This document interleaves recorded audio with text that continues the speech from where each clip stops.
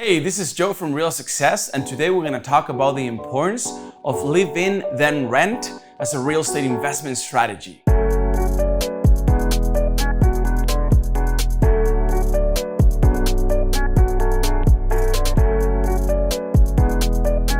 Live in, then rent is simply living in a house that will eventually become a rental.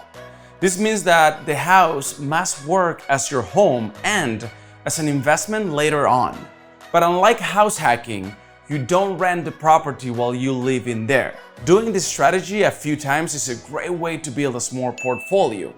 And you don't have to live next to your tenants like house hacking. Most people think of rental appreciation as the passive type that happens over time. But big rent growth usually happens when you strategically force appreciation by actively doing something to the real estate. The best real estate deals are always good properties with some problems. The problems could be with the property, the structure, the zoning, the financing, the title, the owner, or all of the above. Thanks for watching our short video section, and I hope this brought value to your investment career.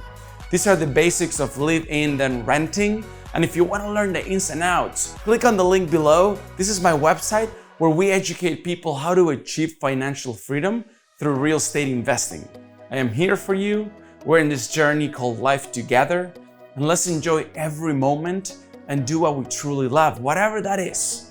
And let's create real success for everyone.